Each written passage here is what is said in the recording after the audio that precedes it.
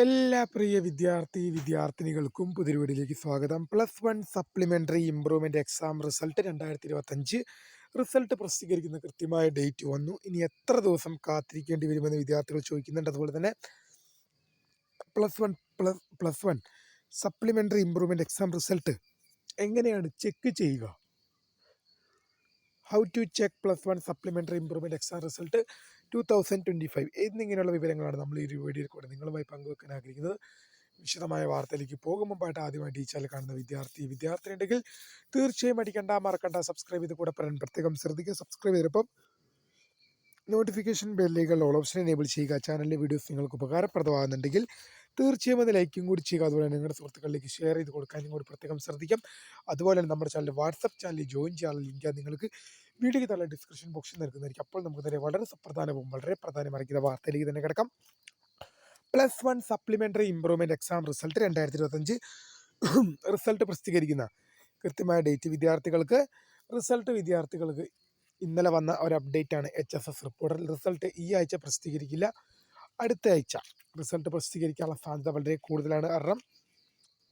കാരണം കുറച്ച് പ്രൊസീജിയറുകൾ ബാക്കി നിൽക്കുന്നുണ്ട് എന്നാണ് HSS റിപ്പോർട്ടർ കഴിഞ്ഞ ദിവസം വ്യക്തമാക്കിയത്. അപ്പോൾ വിദ്യാർത്ഥികൾക്ക് അടുത്ത ആഴ്ചയോടുകൂടി തന്നെ നിങ്ങൾക്ക് നിങ്ങളുടെ റിസൾട്ട് ലഭ്യമാകുമെന്നുള്ള അപ്ഡേറ്റ് HSS റിപ്പോർട്ടിൽ വന്നിട്ടുണ്ട്. എന്തായാലും ഈ ആഴ്ച റിസൾട്ട് വരില്ല എന്നാണ് HSS റിപ്പോർട്ടർ അറിയിച്ചത്. ഇനി എത്ര ദിവസം കാത്തിരിക്കേണ്ടി വരുമെന്ന് വെച്ചാൽ ഏറിപ്പോയാൽ 1 വീക്ക്. ഒരു 1 വീക്കിനകം തന്നെ വിദ്യാർത്ഥികൾക്ക് നിങ്ങളുടെ റിസൾട്ട് ലഭ്യമാകും.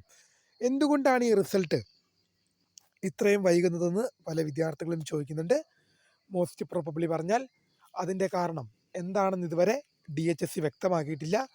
ഈ റിസൾട്ട്, ഈ +1 സപ്ലിമെൻ്ററി ഇംപ്രൂവ്മെൻറ്റ് എക്സാം റിസൾട്ട് ഇങ്ങനെ വൈകുന്നത് കൊണ്ട് തന്നെ വിദ്യാർത്ഥികളുടെ +2 റിസൾട്ടും വൈകാൻ സാധ്യതയുണ്ട്. കാരണം ഈ +1 സപ്ലിമെൻ്ററി ഇംപ്രൂവ്മെൻറ്റ് എക്സാം റിസൾട്ട് വരണം, ശേഷം റീവാലുവേഷൻ ഫോട്ടോ കോപ്പി സ്ക്രൂട്ടണി നടക്കണം, അതിൻ്റെ വാല്യുവേഷൻ നടക്കണം, അതിൻ്റെ റിസൾട്ട് പബ്ലിഷ് ചെയ്യണം. ശേഷം +2ൻ്റെ റിസൾട്ട് വരണം, അതിന് റീവാലുവേഷൻ ഫോട്ടോ കോപ്പി സ്ക്രൂട്ടണി ഉണ്ട്, അത് നടക്കണം, അതിൻ്റെ വാല്യുവേഷൻ നടക്കണം, അതിൻ്റെ റിസൾട്ട് പ്രസിദ്ധീകരിക്കണം. ഇത്രയും പ്രൊസീജിയറുകൾ കഴിഞ്ഞാൽ മാത്രമേ ഒരു വിദ്യാർത്ഥി +2 എന്ന പ്രോഗ്രാം കംപ്ലീറ്റ് ആകുന്നുള്ളൂ. അത് ഒരു വിദ്യാർത്ഥിക്ക് +2 ലഭിച്ച അന്തിമ മാർക്ക്, ഫൈനൽ മാർക്ക് ഡിക്ലെയർ ചെയ്യുന്നത് ഈ പ്രൊസീജിയറെല്ലാം കഴിഞ്ഞതിന് ശേഷമാണ്. അതുകൊണ്ട് തന്നെ ഈ റിസൾട്ട് ഇങ്ങനെ വൈകുന്നത് കൊണ്ട് തന്നെ, ഈ +1 സപ്ലിമെൻ്ററി ഇംപ്രൂവ്മെൻറ്റ് എക്സാം റിസൾട്ട് ഇങ്ങനെ വൈകുന്നത് കൊണ്ട് തന്നെ അത് +2 റിസൾട്ട് വൈകാനുള്ള സാധ്യത കൂടുതൽ തന്നെയാണ്. മോസ്റ്റ് പ്രോബബ്ലി പറഞ്ഞാൽ ഈ ആഴ്ച വരുമെന്നാണ് അറിയിച്ചത്. കഴിഞ്ഞ ആഴ്ച വരുമെന്നായിരുന്നു അറിയിച്ചത്, പക്ഷേ അത് ഈ ആഴ്ച വരുമെന്ന് തന്നെ നമ്മൾ വിശ്വസിക്കുന്നു. ഒരു കാര്യം വിദ്യാർത്ഥികളോട് ഉറപ്പിച്ച് പറയാം, ഈ റിസൾട്ട് ഇങ്ങനെ വൈകുന്നത് കൊണ്ട് തന്നെ +2 റിസൾട്ടും വൈകും. കാരണം ഞാൻ ആദ്യമേ പറഞ്ഞു, ഒരുപാട് പ്രൊസീജിയറും കാര്യങ്ങളൊക്കെ ഉണ്ട്. അത് ഈ റിസൾട്ട് വന്നാൽ റിവാലുവേഷൻ നടക്കും, അതിൻ്റെ വാല്യുവേഷൻ നടക്കും, അതിൻ്റെ റിസൾട്ട് പബ്ലിഷ് ചെയ്യണം. +2ൻ്റെ റിസൾട്ട് വന്നാൽ അതിൻ്റെ റിവാലുവേഷൻ നടക്കണം, അതിൻ്റെ വാല്യുവേഷൻ നടത്തണം, ശേഷം റിസൾട്ട് പബ്ലിഷ് ചെയ്യണം. ഈ പ്രൊസീജിയർ എല്ലാം കഴിഞ്ഞാൽ മാത്രമേ ഒരു വിദ്യാർത്ഥിയുടെ അവസാന മാർക്ക് ഡിക്ലെയർ ചെയ്യപ്പെടുന്നുള്ളൂ.